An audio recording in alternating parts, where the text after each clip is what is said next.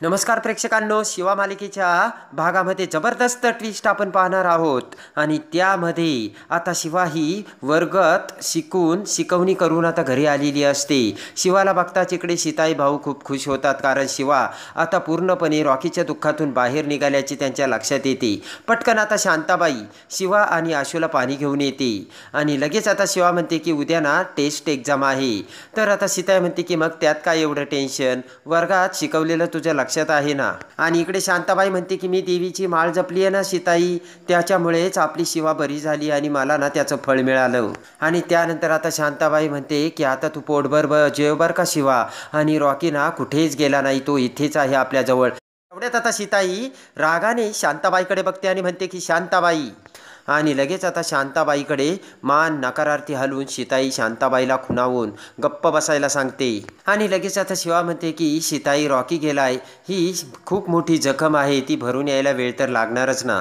आणि लगेच आता शिवा म्हणते की माझ्या मनात खूप सारे प्रश्न आहेत। रॉकीचा अपघात झाला की त्याचा जाणून बुजून अपघात केला गेला, तो एक प्लान होता का, या सगळ्या प्रश्नांची उत्तरे मला शोधायचीत। ते ऐकून आता शांताबाई आता तिरप्या डोळ्यांनी शिवाकडे बघते आणि शांताबाई आता चांगलीच चाचरते। आणि लगेच आता भाऊ म्हणतात की जरी आपण नक्की काय घडलं हे आपल्याला माहीत नसलं ना, तरी वरच्या देवाला सगळं माहीत असतं, कारण त्यांनी बघितलेलं असतं। सीताई म्हणते खरं आहे तुमचं। तेवढ्यात आता शांताबाई म्हणते की अगं शिवा, त्या तिकडे ना आपल्या वस्तीच्या बाजूला विठ्ठलाचं मंदिर आहे, तिकडे तू दर्शनाला का नाही जात बरं, आणि तिथे तुला काही प्रश्न पडलेत ना त्याची तुला उत्तरं मिळतील। आणि आता इकडे आशू शिवाला घेऊन बेडरूममध्ये येतो, तर तेवढ्यात CEO चा आता आशूला फोन येतो आणि लगेच आता CEO म्हणतात की आपण बिझनेसमन आहोत, आपल्या पाठीमागे खूप कामं आहेत। तर आशू म्हणतो की मी सगळी कामं लाईन आउट करून ठेवलीत, पण आता इकडे आशू म्हणतो की हे बघा, माझ्या मागं सुद्धा घरी पर्सनल काही कामं आहेत, महत्त्वाचे आहे, इश्यू आहेत। CEO म्हणतो की आय अंडरस्टँड, पण आपल्याला आता पुढं जावंच लागेल। तेव्हा ते ऐकून आशू म्हणतो ठीक आहे, आणि आशू फोन ठेवतो। तर शिवा म्हणते की आशू उद्या जा तू कामाला। इकडे आता सीताई सुहासकडे येते आणि आता सुहाससोबत आता बसून सीताई म्हणते की तुझ्या बायकोला माझा संशय नाही आला ना, बघितलं का कशी डोळे वटारून बघत होती माझ्याकडे। सुहास म्हणतो की तिला संशय आला नाही, तू कशाला एवढी काळजी करतेस आई। आणि आता सुहास म्हणतो की कीर्तीबद्दल काही अपशब्द बोलू नको साई, मला आवडणार नाही बरं का। तेव्हा आता शांताबाई म्हणते की अरे नाही, मी फक्त तुला गप्प बसवण्यासाठी ते बोलले, आणि तू इथे का आलास ते सांग आता। सुहास म्हणतो की मला एवढं सांग ना, तू काय विचार केलायस। शांताबाई म्हणते की हे विचारायला तू इथे आलास का सुहास। तेव्हा आता शांताबाई म्हणते की मी शिवाला ना दिंडीत पाठवण्याचा विचार केलाय। सुहास म्हणतो का। शांताबाई म्हणते की तिला आता प्रश्न पडायला लागले, रॉकी का गेला, कसा गेला। सुहास म्हणतो की पण आशू सुद्धा तिच्यासोबत असेल ना। तर लगेच आता शांताबाई म्हणते की तो असो नसो, त्याचं काय करायचं आहे आपल्याला। आणि लगेच आता शांताबाई तिचा सगळा प्लान आता सुहासला सांगते आणि ते ऐकताच आता इकडे सुहास खूप खुश होतो। सुहास म्हणतो की अरे वा क्या बात है। आणि आता लगेच शांताबाईकडे बघत सुहास म्हणतो की लोकांना मारायचे तुझ्याकडे 100 मार्ग आहेत का आई।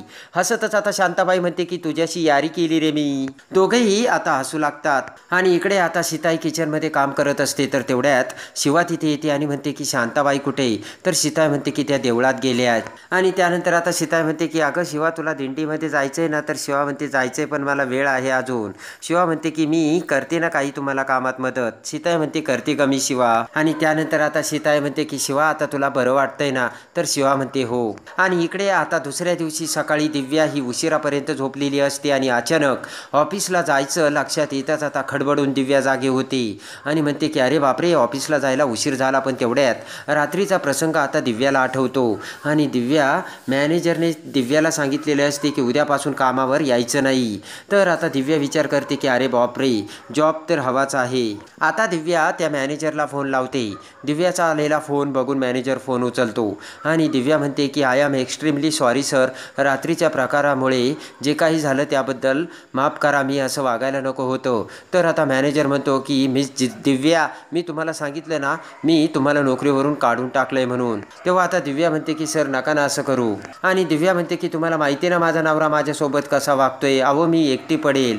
तर मॅनेजर म्हणतो हे बघ दिव्या तू माझ्यासमोर नाटकं करू नकोस. आणि आता दिव्या ही आरेतुरेवर उतरते आणि लगेच आता उठून उभा राहत. आता दिव्या म्हणते की मला माहिती आहे ना तू कसला घाणेरडा माणूस आहे आणि खूप दिवसापासून मी तुला बघते, तुझी नजर किती घाणेरडी आहे ती. आणि दिव्या म्हणते की पहिल्या दिवसापासून मी बघत होते तुझी नजर कशी होती ती, पण कसं आहे ना कामाची गरज होती म्हणून काही बोलता नाही आलं. दिव्या म्हणते की तूही खड्ड्यात गेला आणि तुझी नोकरीही गेली खड्ड्यात. आणि दिव्या फोन कट करते. तर मॅनेजर म्हणतो दिव्या काय बोलतेस तू, आणि फोन कट केलेला असतो. इकडे आता सीताईच्या घरी सगळेजण जेवायला बसलेले असतात आणि तेवढ्यात आता उर्मिला शिवा विचारते की संपदा कशी आहे आता.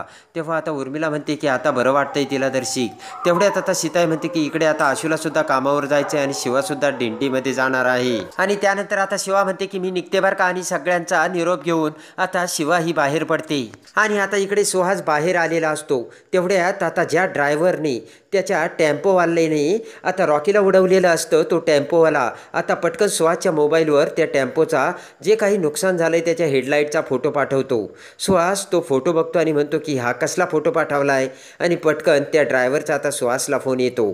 आणि तेवढ्यात तो ड्रायव्हर म्हणतो की हे बघा मी काय म्हणतो, मी माझ्या टेम्पोचं जे नुकसान झालंय ना आणि काही रक्ताचे डागही पडलेत, ते सगळं क्लिअर करण्यासाठी मला ना पैसे पाहिजेत नुकसान भरपाई म्हणून. सुहास म्हणतो ए तू काय डोक्यावर पडलायस का, तुला तुझ्या कामाचा मोबदला दिलाय. आता ड्रायव्हर आरेतुरेवर येतो. ड्रायव्हर म्हणतो की हे बघ तू ना मला फक्त कामाचे पैसे दिले, पण गाडीचे नुकसान तुझ्या या कामामुळे झालंय त्याचे पैसे तू मोबदला दिलेला नाहीयेस, कळलं का तुला, डोक्यावरती बसू नकोस. आणि लगेच तो ड्रायव्हर म्हणतो की ज्यादा डोक्यावर बसायचं नाही, कळलं का तुला, पोलीस शोधतायत अजून आणि तुला ना पोलीस स्टेशनला घेऊन जाईल. मग सुहास म्हणतो की 150 आण्या अगोदर मी तुला जे काम दिलं होतं ना ते काम सुद्धा तू अर्धवट केलंय आणि आता माझ्या डोक्यावर चढायला लागलास काय. आणि आता लगेच सुहास म्हणतो की मला पोलिसाची धमकी देतोय होय, आणि तू जर असं केलं ना तर पोलीस मला नाही तुलाच गाठतील, कळलंय का तुला, कारण तुझ्याच टेम्पोने उडवलंय. आता सुहास म्हणतो ठीक आहे माझ्या कामाचं काय झालं ते सांग अगोदर, जर तू माझं अर्धवट राहिलेलं काम पूर्ण केलं ना अख्खा ट्रक मी तुला पूर्ण विकत घेऊन देतो, तू फक्त कामाला लाग मी तुला पैसे पाठवतो असे म्हणत आता सुहास फोन कट करतो. आणि तेवढ्यात आता फोन ठेवता क्षणी सुहास आता कीर्तीचं कपाट उघडतो आणि त्यातून 500चा बंडल बाहेर काढून तो खिशात घालतो आणि तिथेच कपाटाला डोके लावून डोळे झाकतो. तेवढ्यात आता कीर्ती तिथे येते आणि सुहासला म्हणते की सुहास अरे असा काय बघतोयस, आणि तेवढ्यात आता कीर्तीला बघून सुहास डचकतो आणि हसतच म्हणतोय की अगं कीर्ती तू खूप छान दिसतेस. तर आता सहजच कीर्ती आता बाजूला जाते. आणि आता इकडे शिवा ही आता देसाईंच्या घरातून बाहेर पडलेली असते आणि त्याच वेळेस आता पाळत ठेवून असलेली शांताबाई पटकन शिवासमोर येते. शिवा म्हणते की येते जाऊन मी. शांताबाई म्हणते की अगं थांब थांब, देवीचा प्रसाद आणलाय तो अगोदर खाऊन जा, चांगलं असतं. पटकन शिऱ्याचा प्रसाद डबा उघडून शांताबाई आता शिवाला देते आणि तो प्रसाद आता शिवा खाते. आणि आता प्रसाद खाता क्षणी शिवा ही गेट उघडून गेटच्या बाहेर पडते. तर आता लगेच शांताबाई म्हणते की नीट जा बर का बाळा. आणि तेवढ्यात आता शिवा जाताच पाठीमागून सुहास लपून छपून खिशात हात घालून तिथे येतो आणि शांताबाईला म्हणतो झालं का काम. तेव्हा शांताबाई म्हणते नावाची शांताबाई आहे मी, आणि आता दिंडीत जाईपर्यंत ती शिवा अर्धमिली झालेली असेल. आणि आता सुहास म्हणतो की तिकडे शिवा आता विठुरायापर्यंत पोहोचलेली असेल आणि नंतर मग विठोबा विचारेल अगं शिवा तू इकडे कशी काय. शांताबाई हसू लागते. आणि आता इकडे आषाढी एकादशीला रस्त्यातून दिंडी चाललेली असते. सगळ्या बायका डोक्यावरती तुळशीच्या माळा घेऊन विठोबाचे अभंग गात आता वारीला जात असतात.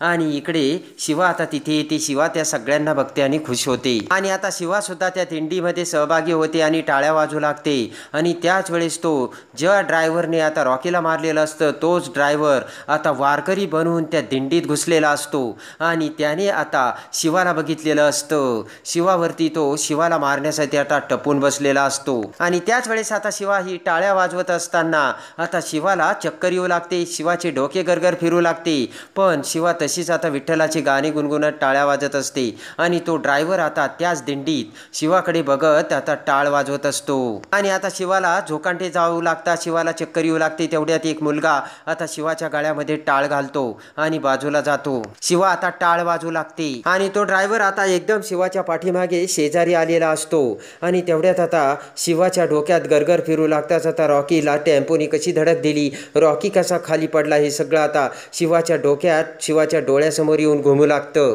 आणि लगेच आता शिवा विचार करते की रॉकी तिथे कसा आला आणि तो पळत का होता आणि तो मला कशाला भेटायला आला होता. हे सगळे प्रश्न आता शिवाच्या डोक्यात पडू लागतात. आणि आता त्या ड्रायव्हरला शिवा कशी रंगे हात पकडते आणि सुहासचा खरा चेहरा आता कसा ड्रायव्हर आता शिवासमोर आणणार आणि ड्रायव्हरला आता शिवा कशी पकडणार. रॉकीचा खून करायला सांगण्याची सुपारी सुहासना दिल्याचे सत्य आता ड्रायव्हर हा सुहास समोर कसा आणणार आणि कुत्र्यासारखी धुलाई करून शिवा आता रॉकीचा कसा बदला घेणार, हे बघण्यासाठी आणि शिवा मालिकेच्या डेली अपडेटसाठी आपल्या चॅनलला लाईक करा, सबस्क्राईब